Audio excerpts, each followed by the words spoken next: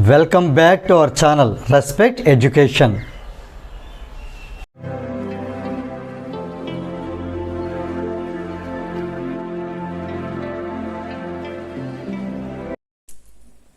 ఈ వీడియోలో మనం ఎక్సర్సైజ్ 11Bలో క్వశ్చన్ నెంబర్ 8 ఎలా సాల్వ్ చేయాలో నేర్చుకోబోతున్నాం. Find the result of mixing 10 grams of ice at -10 degree centigrade with 10 grams of water at 10 degree centigrade. So ఇక్కడ మనం ఇచ్చిన డేటాని క్లియర్గా నోట్ చేసుకుందాం. ఐస్ ఎంత క్వాంటిటీ ఉంది? ఐస్ అనేది మనకి 10 grams. ఈ 10 grams అనే ఐస్ని ఎంత టెంపరేచర్ దగ్గర?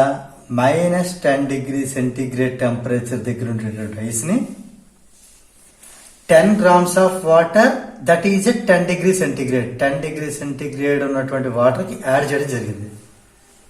ఈ వాటర్ ఇక్కడ రాస్తున్నాను నేను. ఇది వాటర్. ఇదంతా ఇది కూడా 10 grams. ఇక్కడ టెంపరేచర్ అంతా +10 degree centigrade. Okay, specific heat capacity of ice, ఇది స్పెసిఫిక్ హీట్ కెపాసిటీని సి అంటాం. ఐస్ కాబట్టి ఇక్కడ నేను సిఐ అని రాస్తున్నాను. అంటే specific heat capacity of ice 2.1 joule per gram kelvin. Okay, specific heat latent heat of ice, specific latent heat of ice, దీన్ని మనం క్యాపిటల్ ఎల్ తో డినోట్ చేస్తాం. 336 joule per gram. And specific heat capacity of water, specific heat capacity C అంటాం. Water కాబట్టి CW అందాం. ఇది 4.2 joule per gram kelvin. ఇక్కడ మనకి ఇది గ్రామ్స్ లో ఉంది, ఇది కూడా గ్రామ్స్ లో ఉంది, ఇది కూడా గ్రామ్స్ లో ఉంది. కాబట్టి ఈ 10 grams మనం కేజీలో కన్వర్ట్ చేయొద్దు. ఇది ఫస్ట్ థింగ్. సెకండ్ థింగ్, ఈ ఐస్ అనేది -10 degree centigrade నుంచి ఫస్ట్ ఎలా కన్వర్ట్ అవుతుంది? ఐస్ గానే ఉంటుంది, కాకపోతే ఇది 0 degree Celsius దగ్గరికి ఇది కన్వర్ట్ అవుతుంది. ఎంత? ఈ 10 grams ఐసే. ఫర్దర్ ఏమవుతుంది? హీట్ తీసుకోవడం వల్ల ఇది వాటర్ గా కన్వర్ట్ అవుతుంది. అది కూడా 0 degree Celsius. ఇది కూడా 10 grams. ఇది ఇక్కడ మనం 0 degree Celsius తీసుకొచ్చాం వాటర్ని. ఇది ఇలా ఉంచుదాం. ఇటు ఈ 10 degree centigrade దగ్గర ఉండేటువంటి వాటర్ హీట్ అనేది లూజ్ అయ్యి, అంటే హీట్ లాస్ట్ అవడం వల్ల ఇది వాటర్ గా ఉంటుంది, టెంపరేచర్ తగ్గుతుంది. 10 degrees అనేది 0 degree centigrade వస్తుంది. ఇదే 10 grams వాటర్. రైట్? అంటే ఇక్కడ మనకి ఈ ఐస్ అనేది డైరెక్ట్ గా -10 నుంచి 0కి రాదు. -10 degree centigrade నుంచి ఐస్ 0 degree centigrade దగ్గరికి వచ్చి అక్కడి నుంచి ఐస్ మెల్ట్ అయ్యి water that is 0 degree centigrade దగ్గరికి వస్తుంది. ఇటు నుంచి ఈ వాటర్ కూడా ఈ వాటర్ 0 degree centigrade దగ్గరికి వస్తుంది. అంటే ఈ రెండు ఈ సిచ్యువేషన్ లో కూడా ఒక ఈక్వల్ సిచ్యువేషన్కి వస్తాయి. రైట్? ఇప్పుడు ఇంకొక క్వశ్చన్ అబ్జర్వ్ చేయండి. ఇక్కడి నుంచి ఇక్కడే మారే క్రమంలో కొంత హీట్ అనేది తీసుకుంటుంది కదా, ఆ హీట్ మనం Q1 అందాం. హీట్ Q తో డినోట్ చేస్తుంది, Q1 అందాం. ఇక్కడి నుంచి ఇక్కడ తీసుకునే హీట్ ని Q2 అందాం. ఈ హీట్ ఒకటే హీట్ కాబట్టి Q1 అందాం. క్లియర్? అనదర్ థింగ్, నెక్స్ట్ ఏంటంటే ఇక్కడ ఇదంతా కూడా హీట్ గెయిన్ అవ్వడం వల్ల ఈ చేంజెస్ జరిగాయి. ఇదంతా హీట్ గెయిన్డ్. ఎవరి వల్ల హీట్ గెయిన్డ్? By ice. ఇదంతా ఏమైంది? ఇక్కడ 10 degree centigrade 0 అయిపోయిందంటే హీట్ లాస్ట్. ఎవరి వల్ల? బై వాటర్ లూజ్ అయినటువంటి హీట్ ఇది. క్లియర్? సో ఇప్పుడు చెప్పండి, హీట్ గెయిన్డ్ బై ఐస్ అంటే ఈ స్టేజ్ ఐస్ హీట్, ఈ స్టేజ్ లో హీట్ యాడ్ చేయాలి. అంటే Q1 + Q2. ఇక్కడ heat lost by water Q. అయితే ఇక్కడ అబ్జర్వ్ చేసిన విషయం ఏంటంటే by the principle of method of mixtures ఏం చెప్తుంది? దీన్నే ప్రిన్సిపల్ ఆఫ్ క్యాలరోమెట్రీ అని కూడా అనొచ్చు. Heat gained is equal to heat lost. అంటే సింపుల్ చెప్పాలంటే Q1 plus Q2 is equal to Q. ఇది మనం ఇందులో అర్థం చేసుకోవాల్సిన ఫస్ట్ విషయం. ఇప్పుడు నేను మీకు ఇందులో Q1 ఎలా క్యాలిక్యులేట్ చేస్తాం, Q2 ఎలా క్యాలిక్యులేట్ చేస్తాం, Qని ఎలా క్యాలిక్యులేట్ చేస్తాం మనం నేను చెప్పబోతున్నాను. ఇక్కడ కంటిన్యూ చేద్దాం.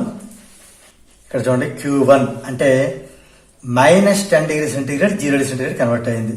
అంటే ఇక్కడ టెంపరేచర్ అనేది చేంజ్ ఉంది. టెంపరేచర్ చేంజ్ ఉంది కాబట్టి Q1 కి ఫార్ములా ఏంటి, ఇక్కడ నేను రాస్తాను. Q1 plus Q2 is equal to Qకి చెప్తున్నాను. Q1 ఇక్కడ మనకి టెంపరేచర్ చేంజ్ అయింది కాబట్టి MC డెల్టా T. Q2 దగ్గరికి వద్దాం. సేమ్ టెంపరేచర్ కానీ మనకి ఇక్కడ ఇందులో ఏమైంది, స్టేట్ చేంజ్ అయింది. అంటే ఇది M ఇంటూ L. ఇక్కడ టెంపరేచర్ చేంజ్ ఉంది కాబట్టి MC delta T. Clear?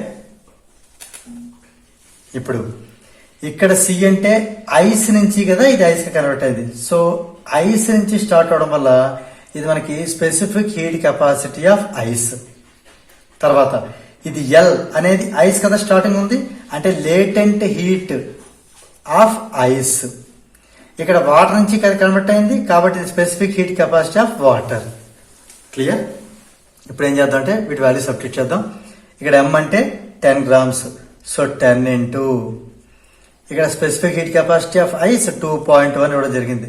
2.1 into temperature difference 0 -10 అంటే +10.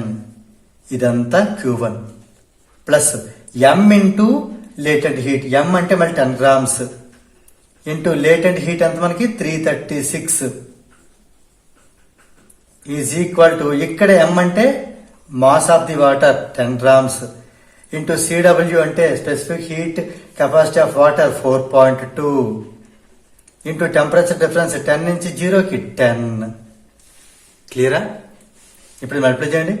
10 into 2.1 21, 21 10 210, 210 plus 10 into 336 3360 is equal to 10 into 4.2 42, 42 into 40 420. అంటే రెండు యాడ్ చేస్తే మనకి 3570 జౌల్. ఇది వచ్చి 420 జౌల్ అయింది. ఇది మనకి కరెక్టా? మనకి as per principle of calorimeter ఏమవ్వాలి, ఈ హీట్ కి ఈక్వల్ అవ్వాలి. కానీ ఈ రెండు వేరు వాల్యూస్ వచ్చాయి. So it is not possible. అంటే ఇక్కడ మనం అర్థం చేసిన విషయం ఏంటంటే మనం తీసుకున్నటువంటి ఎగ్జంప్షన్స్ లో ఎక్కడో మిస్టేక్ ఉంది. ఎక్కడ మిస్టేక్ ఉందో మనం ఫైండ్ అవుట్ చేయాలి. ఒక్కొక్కటి చెక్ చేసుకోవద్దాం. చూడండి, ఇక్కడ ఇప్పుడు ఈ స్పెసిఫిక్ హీట్ కెపాసిటీ అని మారుతుందా, 2.1 ఇది ఫిక్స్డ్ వాల్యూ. టెంపరేచర్ డిఫరెన్స్ కూడా 10. ఇక్కడ మాస్ చూస్తే 10 grams ఐస్ -10 డిగ్రీ సెంటీగ్రేడ్ నుంచి 10 grams ఐస్ 0 డిగ్రీ సెంటీగ్రేడ్ వరకు ఉంటుంది. ఇది అంటే ఇది ఐస్ టు ఐస్ కాబట్టి ఇందులో ఈ మూడు కూడా వాల్యూస్ ఏమి మారవు. ఇప్పుడు ఈ సిచ్యువేషన్ వద్దాం. ఇందులోని లేటెంట్ హీట్ ఆఫ్ ఐస్ అనేది మారదు 36. ఎటు వచ్చి మనకి ఈ ఐస్ నుంచి వాటర్ ఇక్కడ స్టేట్ అనేది చేంజ్ అవడం జరిగింది. అంటే ఇక్కడ మనకి ఈ M అనేది ఉంది చూసారా, ఈ M ఈక్వల్ టు 10 అనే దాంట్లో మనకు ఒక చిన్న మిస్టేక్ ఉంది. అది ఏంటని మీకు కొంచెం డీటెయిల్ గా చెప్తాను నెక్స్ట్. ఇక్కడ వాటర్ టు వాటరే కాబట్టి ఇక్కడ 10 ఇక్కడ 10 కాబట్టి 10 ఇది మారదు. తర్వాత specific heat capacity of water కూడా మారదు. టెంపరేచర్ డిఫరెన్స్ కూడా 10 కి 0కి డిఫరెన్స్ 10 ఇక్కడ మారదు. అంటే ఇక్కడ నేను ఈ ఒక్క పాయింట్ ని ఎందుకు హైలైట్ చేస్తున్నాను అనేది నేను మీకు కొంచెం క్లియర్గా చెప్తాను. చూడండి, ఇక్కడ ఈ పార్ట్ వరకు ఇది 210, ఈ రైట్ సైడ్ పార్ట్ అంతా 420. అంటే మనకి ఈ వాల్యూ ఎంత అవ్వాలి, ఇది ఖచ్చితంగా మనకి ఎంత అవ్వాలి అబ్జర్వ్ చేయండి. 210 కి ఎంత యాడ్ చేస్తే 420 వస్తుందో అంతే అవ్వాలి వాల్యూ. అందుకని ఇందులో మిస్టేక్ ఉంది. ఇందులో మిస్టేక్ ఎందువల్ల వచ్చింది, ఎల్ అనేది ఎలాగో మనకు ఫిక్స్డే కాబట్టి ఇంకా ఈ 10 grams అనే దాంట్లో మనకి ప్రాబ్లం అనేది ఇక్కడ మనకి ప్రాబ్లం అనేది లింక్ అయిపోయి ఉంది. అంటే ఇక్కడ అర్థం చేసుకోవాలి, 10 grams ఐస్ అనేది పూర్తిగా మెల్ట్ అయితే వాటర్ గా అక్కడ మనకి 336 జౌల్ అనేది మనకి హీట్ ఎనర్జీ అనేది మనకి అంత లేటెంట్ హీట్ ఆఫ్ ఐస్ కాబట్టి టోటల్ హీట్ ఎనర్జీ 3360 వస్తుంది. ఎప్పుడు 10 grams పూర్తిగా మెల్ట్ అయితే, ఇది మనకు పూర్తిగా మెల్ట్ అయితే అది 210 యాడ్ చేస్తే 420 రావట్లేదు. అంటే ఇక్కడ మనకి విషయం అర్థం చేసిన విషయం ఏంటి అంటే 10 grams ఐస్ అనేది 10 grams వాటర్గా పూర్తిగా మెల్ట్ అవ్వట్లేదు. అది ఇక్కడ మనం అర్థం చేసుకున్న విషయం. అంటే the ice has not completely melted. ఇది మన ప్రాబ్లం అర్థం చేసుకునే కీ పాయింట్. ఒకవేళ అది పూర్తిగా మెల్ట్ అయిపోతే 3360 అవుతుంది. మరి దానికి 210 యాడ్ చేస్తే అది 420 అవ్వట్లేదు, అందుకని ఎక్కువ వాల్యూ అవుతుంది. కానీ మనం 420 ఫిక్స్ చేసాం కదా, ఇక్కడ 420 అవ్వాలి, ఇది 210 అవ్వాలి. అంటే ప్రాబ్లం అంతా ఇక్కడే ఉంది. అంటే 10 grams ఐస్ పూర్తిగా మెల్ట్ అవ్వలేదు. క్లియర్? మరి ఎంత ఐస్ మెల్ట్ అయ్యింది, ఎంత ఐస్ మెల్ట్ అయింది అని మనం ఫైండ్ అవుట్ చేద్దాం. ఇప్పుడు ఎలా ఫైండ్ అవుట్ చేయగలం? Let the portion of ice be suppose x grams అనుకుందాం. అంటే x grams మెల్ట్ అయింది, x grams మెల్ట్ అయింది. ఇప్పుడు సో మళ్ళీ మనం ఈ ఒరిజినల్ ఈక్వేషన్ వద్దాం. ఇప్పుడు ఏం చేద్దాం? అక్కడ ఇది ఎలాగో 210 కదా, అంటే ఇక్కడ దీన్ని ఈక్వేషన్ 1 అందాం, దీన్ని ఈక్వేషన్ 1 అందాం. క్లియర్? ఇప్పుడు మనకి ఏమవుతుంది? నౌ ఈక్వేషన్ 1 బికమ్స్ ఏమవుతుంది చూడండి, ఇది 210 అయితే అలానే ఉంటుంది, ప్లస్ ఇది 10 grams కాదు కదా, x grams కదా, x into 336 should be 420. Clear? అంటే 210 పంపించేద్దాం. 336x is 420 minus 210 210. క్లియర్? దీన్ని బట్టి x కావాలంటే x ఈక్వల్ టు 210/336. ఈ రెండు 7 టేబుల్లో క్యాన్సిల్ అవుతున్నాయి. 7 30s ఆర్, ఇది 7 4s ఆర్ 28, ఇంకా 56, 7 8s ఆర్. ఈ రెండు మళ్ళీ థర్డ్ టేబుల్లో 3 10s ఆర్ 3 16s ఆర్, ఇంకా 2 5s ఆర్ 2 8s ఆర్. అంటే 5/8 అంటే 0.50 కదా. 8 6s ఆర్ 48, 20, 8 2s ఆర్ 16, 4 అంటే 40, 0.625. ఇది మనం గ్రామ్స్ లాగా తీసుకున్నాం. అంటే మనకి 0.625 grams ఐస్ మాత్రమే మెల్ట్ అయింది. క్లియర్? ఇక్కడ నేను రాస్తాను చూడండి. Therefore 0.625 grams of ice will melt and అలా మెల్ట్ అయినట్టు temperature will remain at 0 degrees centigrade. Observe చేస్తారా? సో దీంతో మనకి ఈ ప్రాబ్లం రేట్ అనేది కంప్లీట్ అయింది. If you feel this video is helpful to you, please like, share and subscribe our channel. And please do not forget to press the bell button so that you will get the notifications from our channel. Thank you very much.